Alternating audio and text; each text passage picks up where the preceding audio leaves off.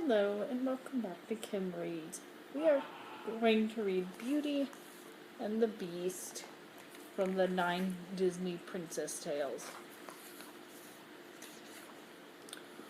Once upon a time there lived a young prince in a beautiful castle.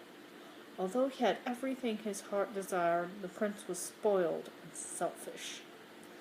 One winter's night, an old beggar woman asked the prince for shelter from the cold. In return, she offered him a rose. Repulsed by the old woman, the unkind prince turned her away. The woman warned him not to be deceived by appearances, since beauty is found within.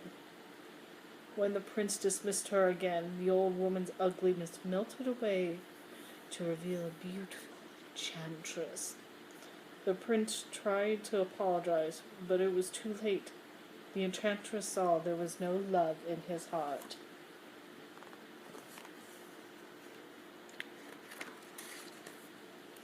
As punishment, the enchantress turned the prince into a hideous beast. Then she placed a spell on the castle and all who lived there.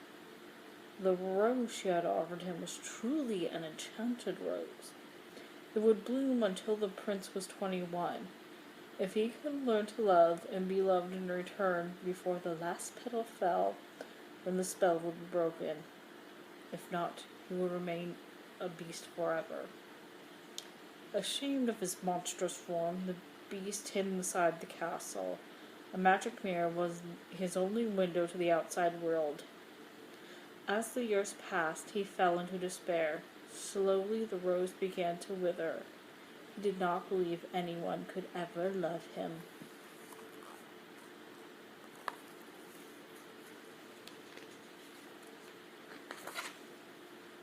In a nearby village there lived a young woman named Belle.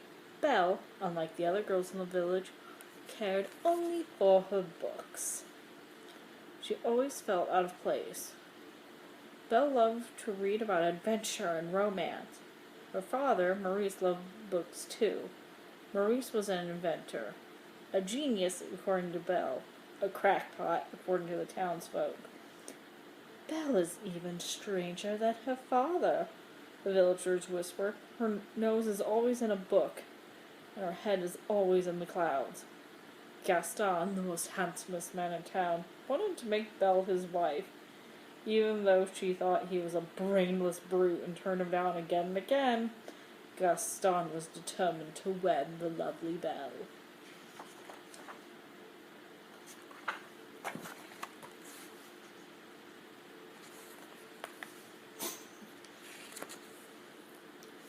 One cold day, Maurice hitched the horse, Philippe, to a wagon and set off to show his latest invention at a faraway fair. But Maurice read the map wrong and became lost in the forest. As an icy wind whistled through the trees, he suddenly heard the howling of wolves. Philip bolted, and Maurice fell to the ground. Trying to escape the wolves, the frightened man ran deeper and deeper into the woods. He came to a castle and stumbled inside. There he was greeted by Mrs. Potts the teapot, Cogsworth the clock, and Lumia the candelabrum, who had all been servants to the prince. But before he had time to marvel over these strange creatures, an even stranger one appeared, the beast. When Maurice stared in horror, the beast howled angrily, and he scooped Maurice up and carried him off to a dungeon.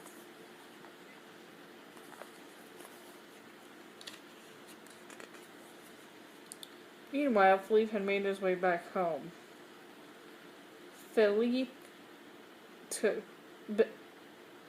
Belle took one look at the riderless horse and knew something awful had happened to their father.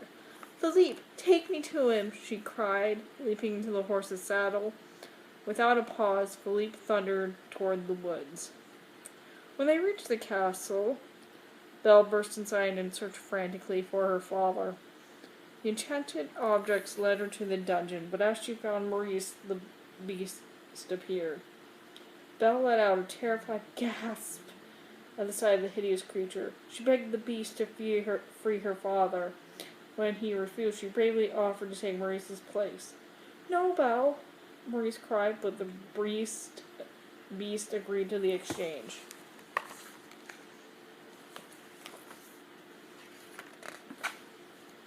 Before Belle could bid her father goodbye, the Beast led her to her room. "The castle is now your home," he said gruffly. Belle was free to go anywhere she liked, except the West Wing. "You will join me for dinner," the Beast ordered. "That is not a request." Still, Belle refused, and the Beast stomped off in anger. That night, Belle slipped out of her room and found her way to the forbidden West Wing.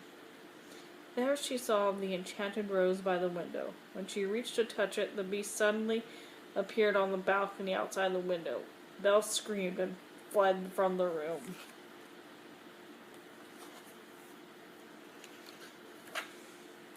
Her heart pounding, Belle ran out of the castle, mounted Philippe, and galloped off into the night. But a pack of wolves soon had them surrounded. Belle was helpless. Suddenly the Beast was there, throwing the wolves aside. Belle heard the terrible snarling and howling as the Beast and the wolves battled for their lives. At last the wolves ran off into the woods, but the Beast lay into the snow, badly injured. Back at the castle, Belle carefully tended to the Beast's wounds. Gentle as she was, the Beast roared in agony. "I barely touched you," said Belle. Then she saw the look of pain on her face. "I forgot to thank you for saving my life," she added softly. The Beast only grunted in reply, but when Belle turned away, a hint of smile appeared on his face.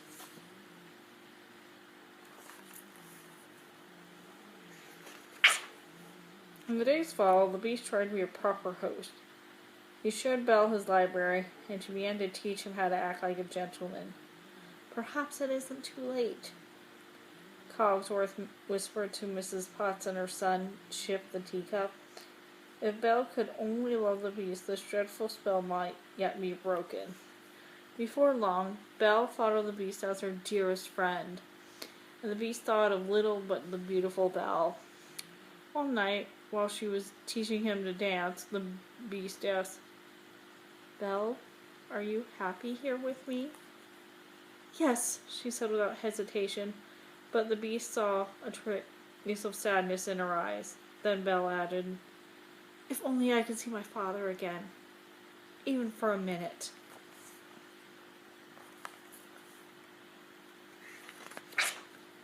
"You can," the Beast said, handing her the magic mirror. Belle gazed to it and saw Maurice trudging through the forest. He looked frail and old. As she watched, he collapsed in a heap. "I must go to him," Belle cried. "He might be dying." "I release you," the Beast said, "but take the mirror. That way you will always have a way to look back and remember me." With the magic mirror to guide her, Belle soon found her father and brought him home, but their happy reunion was cut short by pounding on their cottage door. The townspeople had come to take Maurice away. Gaston's friend LeFou stepped forward. "Maurice has been raving that you were imprisoned by a hideous beast," he said. "Only a crazy man would tell such a tale."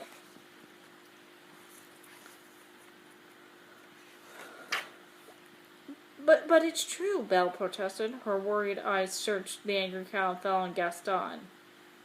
"Gaston," she cried, "you know my father isn't crazy. Tell them." Gaston whispered to Belle that he might be able to calm the crown if she promised to marry him. "Never!"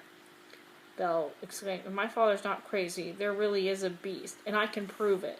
She turned to the crowd. "Look at this mirror and see." The townspeople looked at the beast in the magic mirror and grew frightened.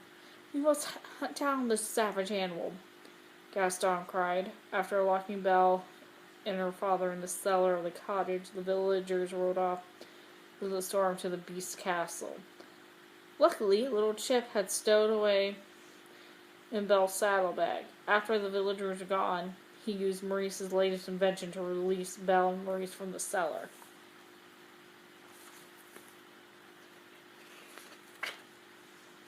By the time Belle reached the castle, the townspeople had broken in. Gaston and the Beast were fighting on the castle roof. The Beast managed to knock Gaston's weapon from his hand. There was nothing to stop him from killing Gaston. Gaston screamed for mercy, and the Beast stopped and turned away from his enemy. Then Belle watched helplessly as Gaston plunged a knife into the beast's back. The beast roared in pain. Backing away from the wounded beast, Gaston lost his footing and fell off the roof into the fog below. Belle rushed to the beast's side.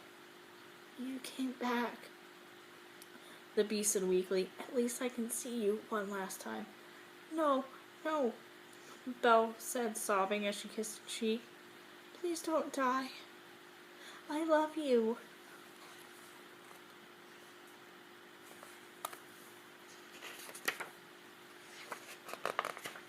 At the moment the spell was broken, in one magical instant the beast turned back into a prince, and the enchanted servants returned to their human forms. The castle came to life with rejoicing. There was no doubt that the loving couple would live happily ever after. Okay, that's it. Thanks